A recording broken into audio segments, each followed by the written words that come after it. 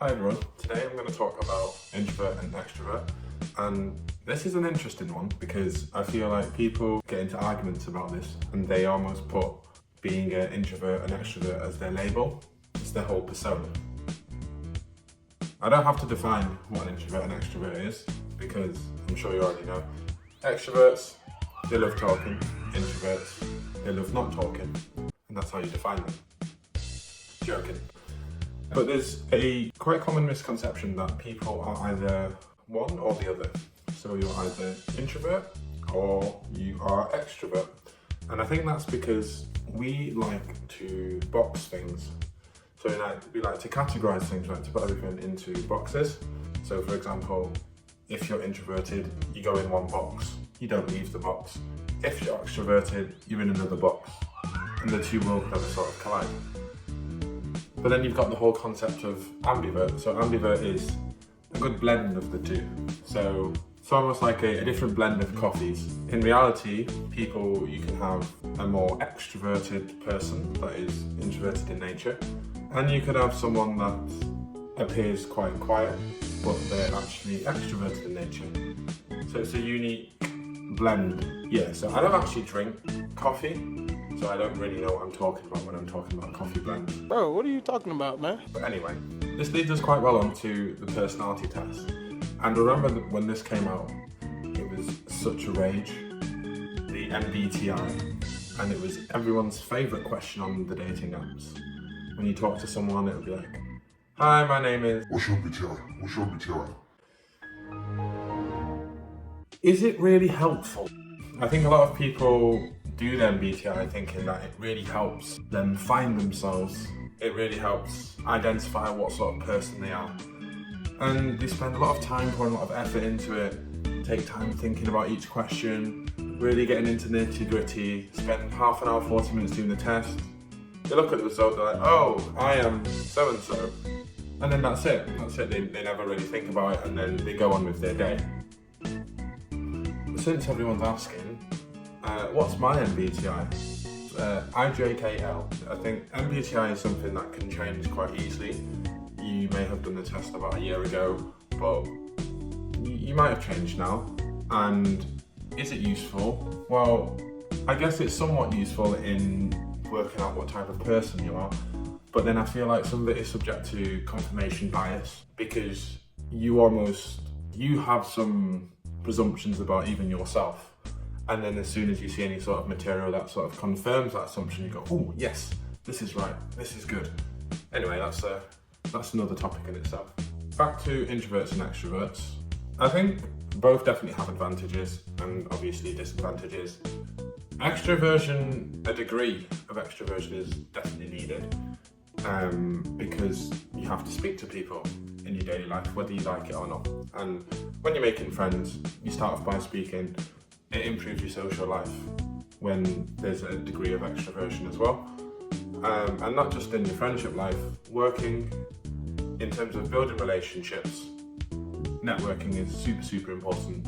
I have realised though, networking's importance depends more on what profession you're in. So I feel like there are certain professions, maybe if you study law, for example, then you really do have to sort of build connections and speak to people, whereas potentially there are some other professions which don't rely on networking as so much.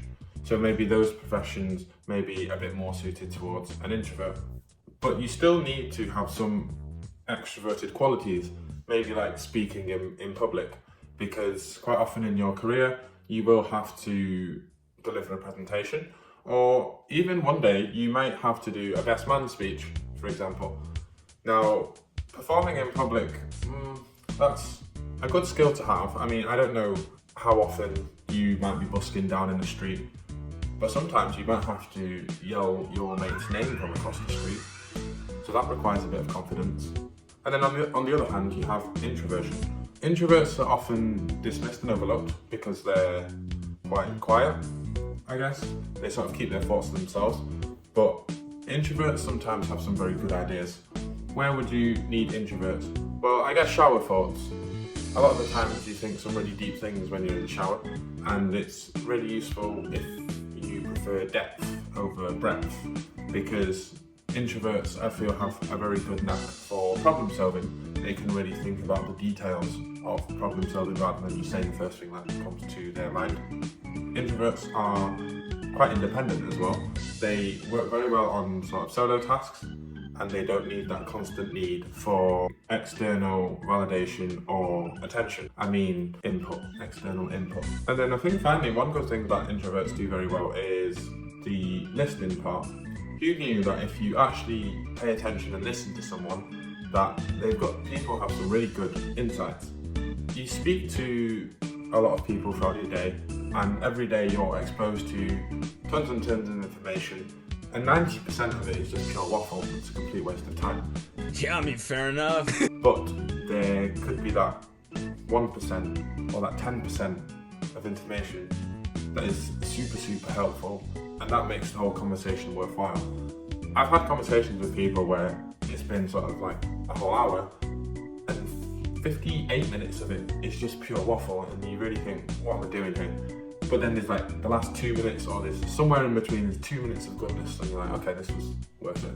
Yeah, so I had to re-record the last part because I was sat somewhat facing the sun, and the sun was burning my retinas out. But anyway, a blend is essential of both introvert and extroverted traits because we can't always choose the environment that we are in, so we sort of have to blend in. I also think that life isn't categorised into boxes. I'm going to sound really fancy, but life is not a discrete variable like shoe size. However, it's more a continuous flow of ups and downs. So we have to be adaptive and flexible depending on what sort of situation we're in. I think it's important for us not to really think in binary as well. We can think from the perspectives of both. We can think some situations will require a perspective from an introvert, and then others may do better with an extrovert. So if we consider multiple solutions from different perspectives, then you can use your own personal judgments to work out the best option. And an example of that would be, for example, a teacher that is engaging with the class. So they're engaging with all the students, which is an extroverted trait, but then they may go on to mentor individual students because they can pick up on areas where they're struggling or need a bit more support in. So that's more of an introverted trait. It's all about finding your personal balance. As I've said, you don't have to be one, you don't have to be the other. You want to actually be both at different times. And the sort of blending of traits is what creates a well-rounded, adaptable individual. And what I've certainly seen in life is some of the most well-rounded people have traits of both. So they are able to be either introverted or extroverted at the correct time. And I think that's a really valuable skill because it highlights self-awareness, being able to leverage both sides effectively, and it means that it's like having the right person for the job each time.